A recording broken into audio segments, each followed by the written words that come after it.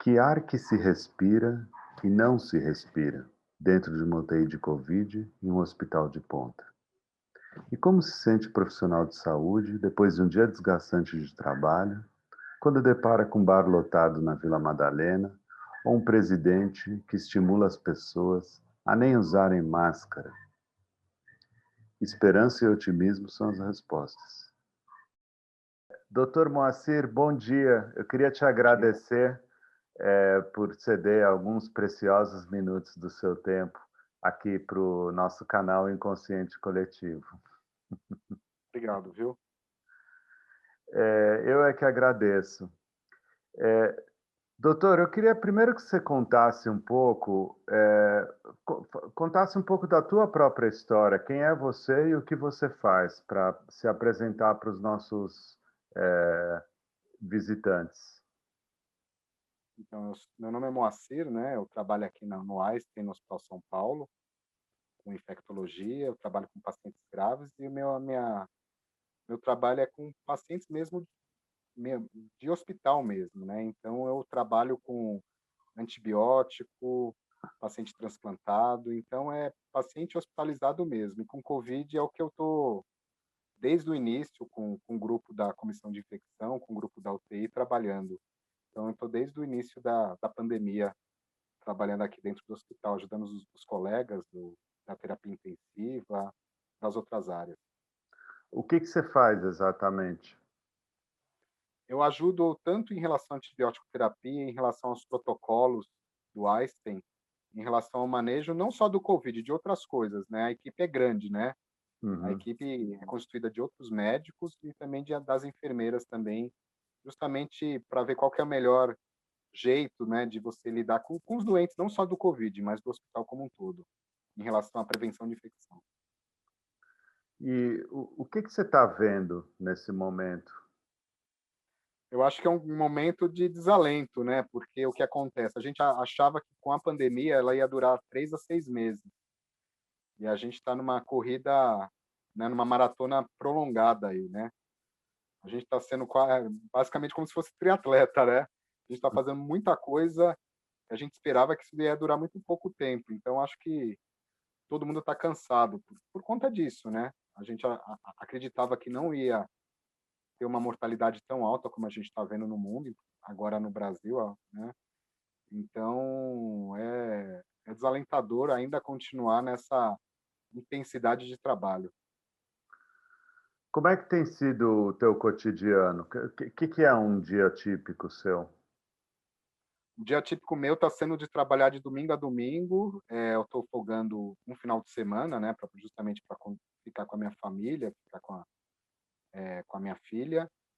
Mas isso daí está perdurando não só para mim, mas como todos os colegas que estão aí nos hospitais há um ano. Então, isso está sendo. E o problema, não só meu, como de todo mundo, né, de toda a sociedade, é casa, trabalho, trabalho, casa. Não tem, né, uma rotina cultural mais. Então, acho que isso foi amputado da gente, essa rotina social. É um fim de semana por mês que você folga, é isso? E aí, Isso. fora isso, é de domingo a domingo? Trabalhando, vendo paciente internado. O grosso agora é Covid mesmo, ou complicação do Covid. Aham. E aí, é quantas horas por dia que você trabalha? Durante a semana está sendo em média de 10 horas de trabalho e final de semana em torno de 6 horas, né? Que é isso que está acontecendo. Eu chego aqui de manhã e estou saindo por volta da 1, né, 1h30, no final de semana, né? Então, durante a semana são 10 horas, no final de semana 5 a 6 horas. Você pode contar, assim, em minúcias, como foi, por exemplo, teu dia ontem? Assim, o que aconteceu de hora em hora? De hora em hora, eu cheguei aqui por volta das 8 horas, vi alguns pacientes com Covid, né, com complicações, internados na UTI ou internados na enfermaria. E aí eu acabei saindo daqui por volta da 1h30, né. Então, de hora em hora é ver paciente internado mesmo, ver complicações, troca de antibiótico, adição de antibióticos, não dar antibiótico também, que é outra coisa que também que você tem que fazer nesses pacientes com covid. Fui para casa e você fica com o celular online, né, porque às vezes tem algum paciente que se queixa de alguma coisa, não consegue dormir, ou tem uma náusea, um vômito, então você fica com outros colegas da instituição ligam para você, né, porque eu estou falando dos meus pacientes particulares, mas a instituição como um todo acaba te ligando para tirar dúvidas relacionadas ao manejo do Covid. Então você fica também com o celular até 11 horas, meia-noite, praticamente online, respondendo dúvidas dos outros colegas. Não só eu, como os outros, né, outros profissionais daqui da instituição. Que tipo de questões que chegam? As questões que chegam assim, aonde você vai colocar esse paciente? Muitas vezes o paciente, ele, por exemplo, ontem foi um caso bem atípico. Um paciente que precisava fazer um cateterismo e a gente acaba coletando o COVID, o PCR, e veio positivo, porque ele estava com uma dor no peito. Então, onde que eu coloco esse paciente? Eu coloco no leito comum, no leito de COVID. Então, ele chegou com uma outra queixa, não a queixa relacionada ao COVID, e se percebeu que esse paciente era um vetor, né? Então, aonde que a gente vai alocar esse paciente? Outro paciente que está entubado, que está fazendo febre, e aí vem uma cultura, né, uma das amostras que a gente colhe, e vem uma espécie de bactéria.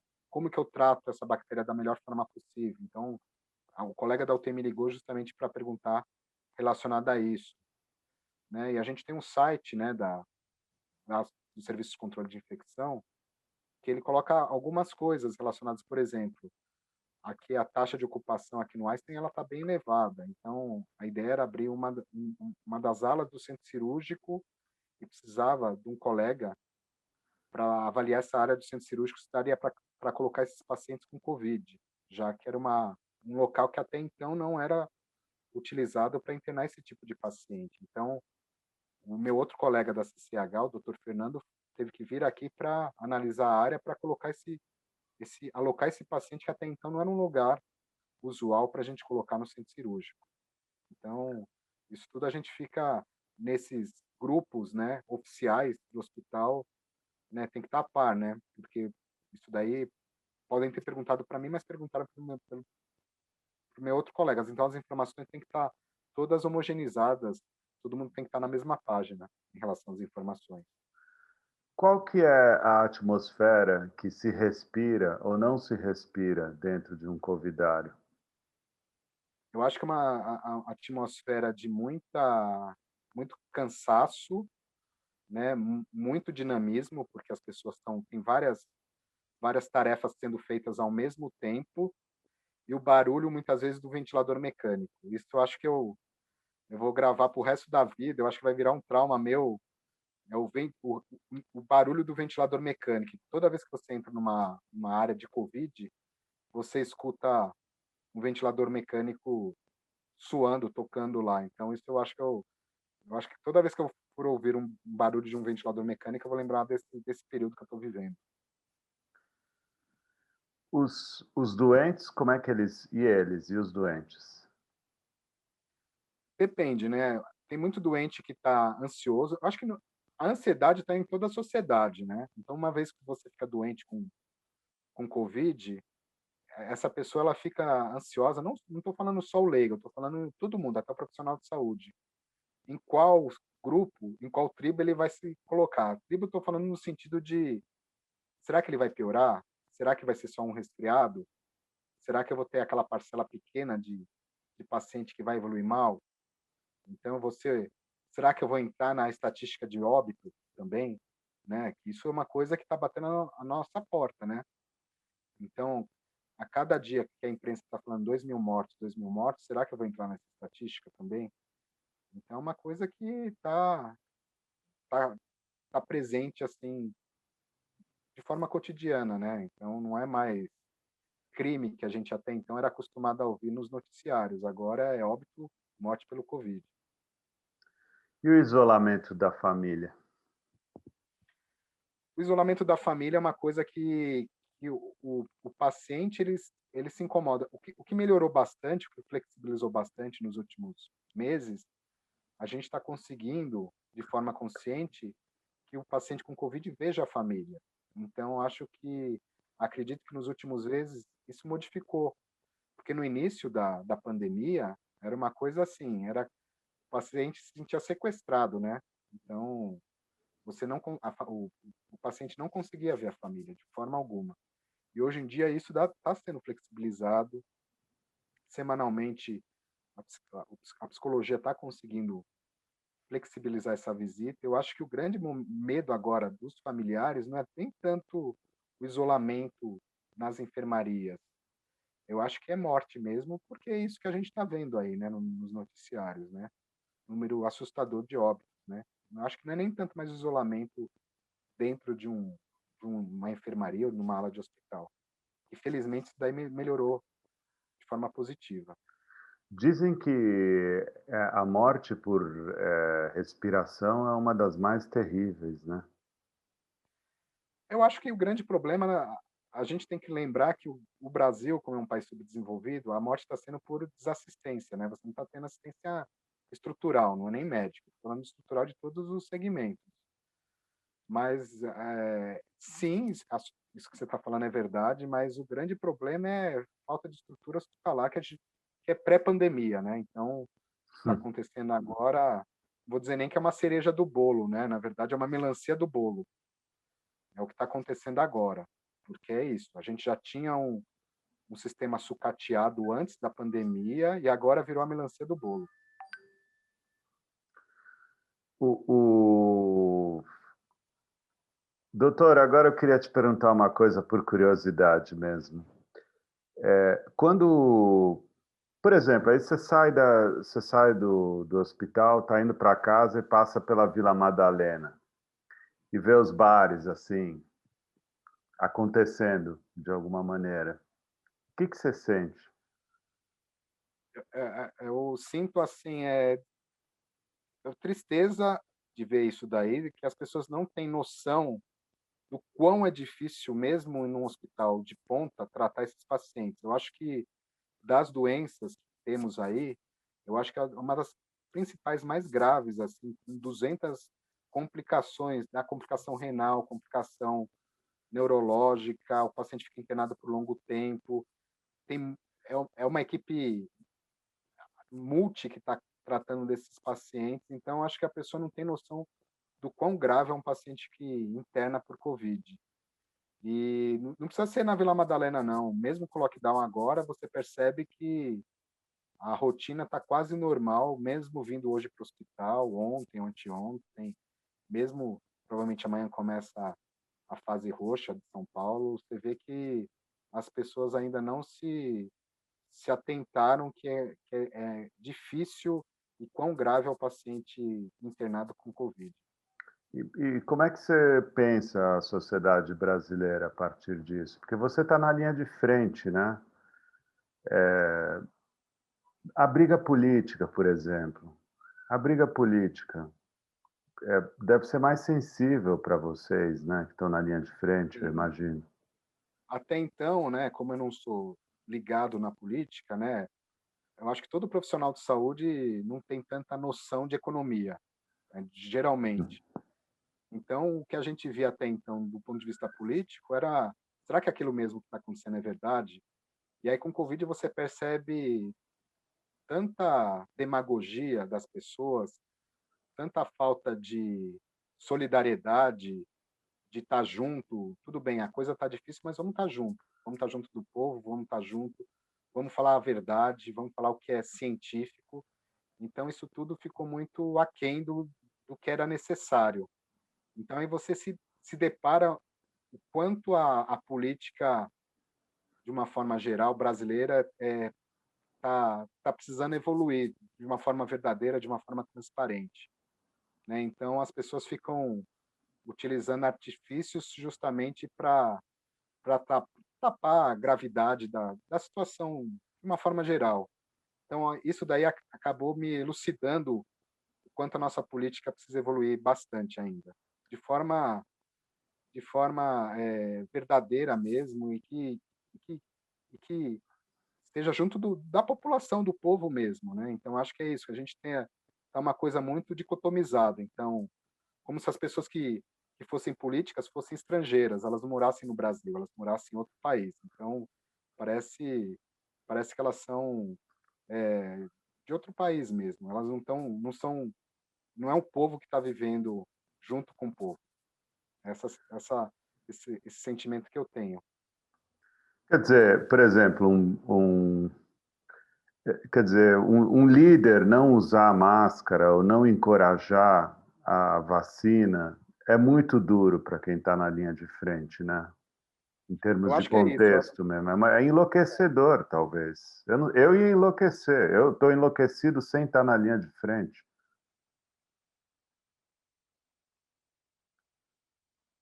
É é vou te dar um exemplo, eu já morei em outro país, então quando você mora em outro país, você parece que você não é daquele país, né, você não consegue entender a política, você não consegue entender a estrutura, como se fosse um estrangeiro mesmo, uma pessoa que não morasse naquela casa, você fosse uma visita.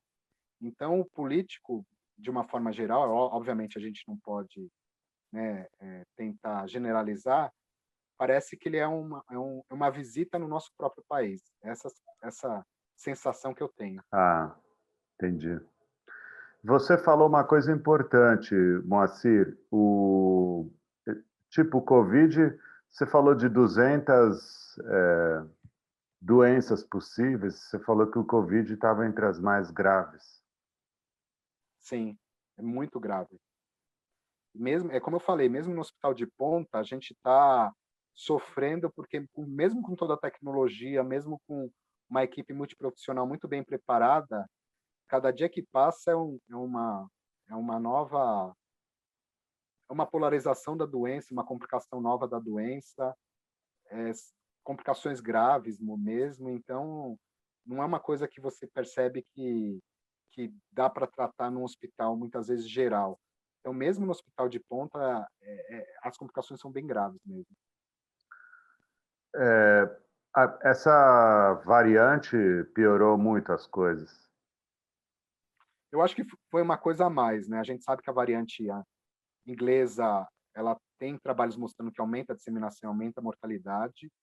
A variante amazônica ainda tem estudos para tentar ver realmente se isso é muito parecido com a variante inglesa, mas é um ponto a mais, né? A gente tem que lembrar que isso daí não é só o motivo para a gente estar vendo essa calamidade pública no Brasil, porque senão a gente começa a atribuir tudo à variante, mas o problema é mais embaixo, né? São vários fatores. A variante, pessoas não aderindo ao distanciamento social, uso de máscara, estrutura dos hospitais.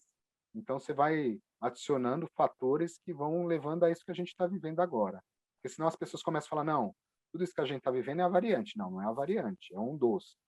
Senão a gente acaba usando bode expiatório sendo só a variante, mas que é isso que o Brasil acaba fazendo de uma forma histórica, né? A gente sempre atribui um Simplifica. inimigo, um inimigo, né? Esse é o inimigo que está causando todos os males brasileiros. Não, é um dos.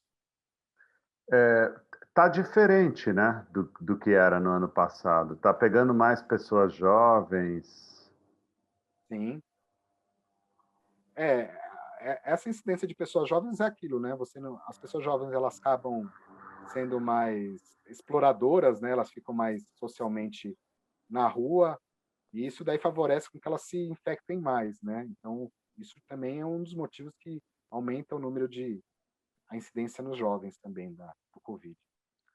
Vocês já ainda tem leito disponível ou já está 104% pelo que dizem, né? Que eu li, então. É, é como a Cláudia La Selva, uma das responsáveis aqui, falou, né? O Einstein, ele, a ideia é não mandar paciente embora, ou não sempre cabe mais um aqui, né? Mas assim, a gente está no limite mesmo e cada dia que passa aumentando mais leitos aqui dentro, o que era enfermaria, o que era ala, está virando leito de semi ou de UTI ou leito de Covid. Então, a gente está achatando aqueles pacientes que não são Covid, que também é um problema sério, né? Porque as outras doenças continuam. A gente não congela, né, as Uhum. outras doenças. Não dá para botar essas pessoas que estão sofrendo de outras doenças na geladeira e esperar o Covid passar. Então, infelizmente, a gente achata o número de leitos para as outras doenças, que também é grave, né? Também é muito sério, né? É isso que está acontecendo. Você teve um momento que você falou que num hospital geral seria bem mais complicado, né? Por que exatamente? Porque muitas vezes o que acontece? O hospital geral muitas vezes não tem uma equipe. O que é fundamental no tratamento de Covid é uma equipe multi, né? O que está acontecendo agora? Os hospitais, de uma forma geral, você não tem recursos humanos. Então, para você tratar bem um paciente com Covid, não é só nível tecnológico, é você ter uma equipe muito bem alinhada, né? Volto a dizer, isso não é problema só da pandemia, é pré-pandemia. Então, a estrutura escolar, né? A educação no Brasil nunca foi uma coisa que foi bem estimulada. Então, assim, para você ter tratamento de forma adequada também dessas novas doenças, você tem que ter pessoas bem formadas também. Então, muitas vezes o que você acontece, na verdade, assim, não é só a tecnologia. Não estou falando em todos os hospitais gerais, não é isso. Também não posso também generalizar. Vocês Uhum. precisam de pessoas formadas também, bem formadas, para você tratar essa doença tão complicada. É uma doença de multidisciplinar mesmo. No que consiste o tratamento em linhas gerais? O tratamento geralmente estou falando em paciente internado, tá? Uhum. Antibiótico, muitas vezes quando precisa de oxigênio é corticoide, fisioterapia, nutrição, farmácia, médico, psicologia. Uhum. Então você vê que isso eu estou falando só uma parte da equipe multi. Então é isso que você precisa desse paciente muitas vezes, né? Se o paciente complica, se o paciente acaba sendo entubado, aí aumenta. Às vezes você precisa do nefrologista, do intensivista, do infectologista, muitas vezes do hemato, porque às vezes o paciente pode evoluir com uma trombose, que é uma complicação importante dos pacientes internados em UTI, trombose venosa, tromboembolismo pulmonar. Então, é uma doença que quando o paciente complica mesmo, não só aparato tecnológico, aparato de pessoas é necessário. É o São que a gente está quanta vivendo. são quantas pessoas na equipe? Quantas pessoas é Uma difícil. ordem de grandeza, pelo menos, não.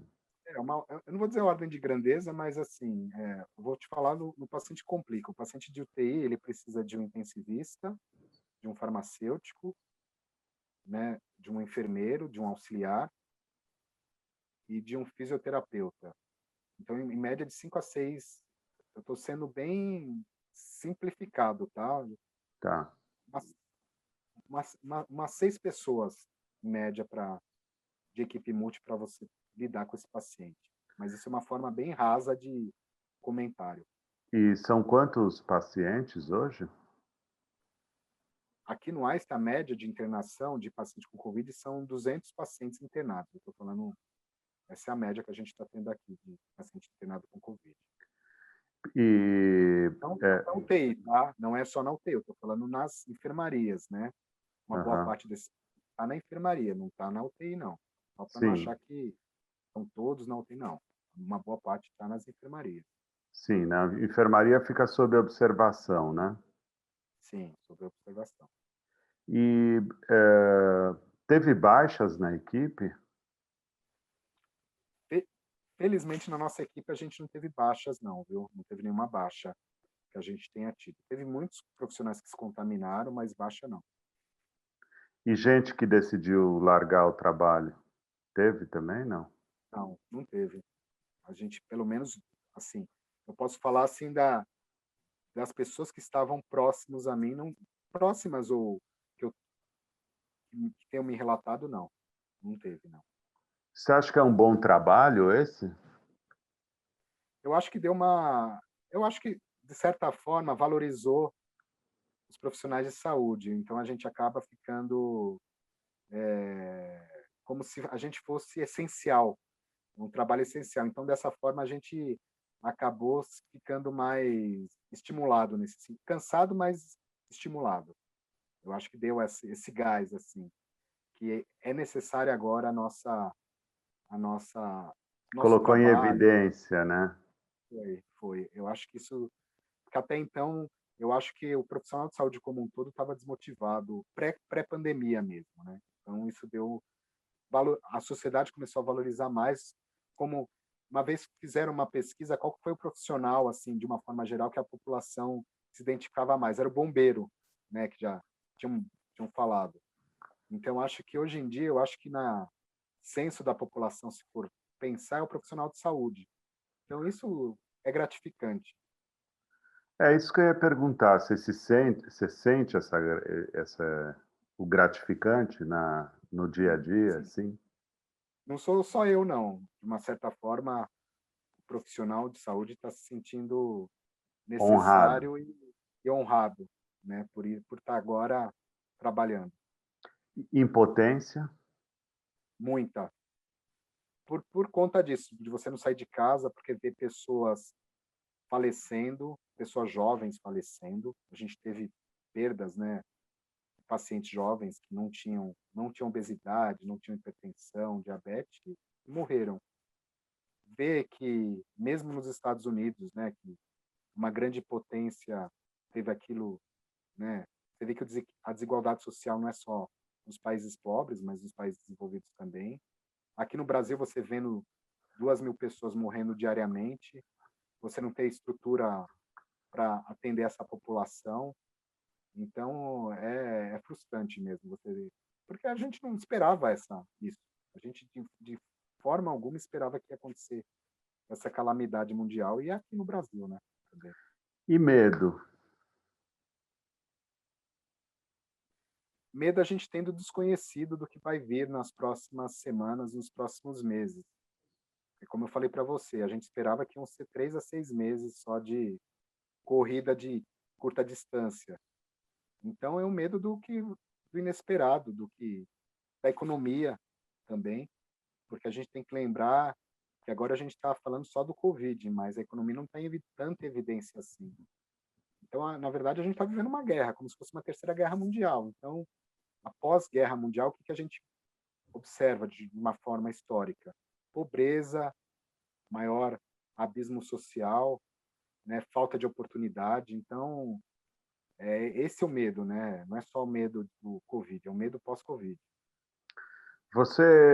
No contexto dessa nossa conversa, doutor, eu já estou concluindo aqui, até para te dar o tempo aí para você tocar suas coisas, né, que são importantes. Te ocorre uma história, um estudo de caso, algum personagem que você acha que seria legal de relatar? Tenta especificar um pouco mais, assim, como você... Assim, quais são as histórias que você guarda para si, que você chega em casa e conta para sua mulher, por exemplo? eu acho que uma coisa que não vou dizer que é bem uma história, eu acho que uma lição disso tudo é que o mundo está interligado, né? Isso é uma coisa que a gente tem que ter da lição do Covid. Vou te dar um exemplo bem prático que está acontecendo agora na África em relação ao Ebola. A gente não está dando muita bola para o Ebola, né? Porque está no país africano. A gente também no começo não deu muita bola para o Covid lá na China, porque é numa área distante, far away, né? Então acho que o mundo, com as viagens, com tudo, está muito interligado. Então a gente tem que olhar o vizinho também, se preocupar com o vizinho. A gente, infelizmente, a gente acaba se fechando entre fronteiras. E eu acho que o Covid mostrou isso daí, que eu acho que a lição disso tudo é que a gente tem que olhar e cuidar dos países vizinhos, dos países irmãos. Então a gente, felizmente ou infelizmente, está muito bem interligado. Eu acho que isso, eu acho que ainda as pessoas, eu acho que as, os veículos de informação não estão levando em consideração. Acha que é uma pandemia? Não, mas a pandemia teve um início. O Ebola tem um início. né? Então a gente acha que é só naquele país africano, de gente pobre, gente negra, e não pode chegar nos Estados Unidos, no Brasil, no Japão. A gente tem que lembrar que outras doenças podem chegar aqui, como, né, o ebola. Não estou falando que o ebola vai chegar, mas a gente tem que, não pode, sabe, dar as costas para os problemas do mundo, né? É isso que eu acho que é importante mesmo. Eu acho que o que acontece é, geralmente, assim, o mundo é como se fosse um corpo, né? Se você tem um dedo que está doente, o corpo está doente. É mais ou menos isso que a gente tem que lembrar sempre. Mas assim, alguma história humana de uma coisa que você escutou, uma cena que você viu, que Eu acho fica que as na tua cenas que memória?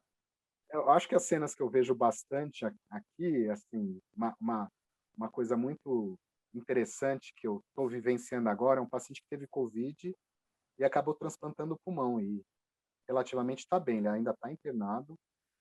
E é uma esperança, né, de você ver que a gente está torcendo a equipe como um todo que ele vá sair bem. Então, uma coisa grave, uma doença aguda que levou ele, a esse paciente a ser transplantado pulmonar. Então, espero e a gente deseja com muita força que vai ter um final feliz esse caso aí. Ele ficou muito tempo em circulação extracorpórea, pulmão artificial, vamos dizer assim, em ECMO, e, e provavelmente ele vai ter um final feliz. Ele quase faleceu por Covid. Entre a equipe, qual que é o espírito que predomina? Entre a equipe, assim, como eu falei para você, de cansaço, mas de esperança, né? Todo mundo está cansado, muito cansado, né? E essa interrogação do futuro incerto ainda é uma coisa intensa na equipe como um todo também. Todo mundo fala, nossa, eu estou muito cansado, estou cansado, quando isso vai terminar? Né? A gente quer o final feliz, quer que tenha o final dessa história, e ainda a gente não tem esse final. Impressionante é que você está sempre sorrindo. É. Mas eu sou assim, eu sou assim, eu acho que uma coisa que eu sempre prezo é otimismo. Acho que a gente tem que ser otimista. Eu acho que o profissional de saúde tem que ser otimista, porque senão ele acaba, ele acaba sucumbindo a tudo. E meus colegas são otimistas. Eu acho que a maioria das pessoas são bem otimistas com tudo, mesmo no sofrimento.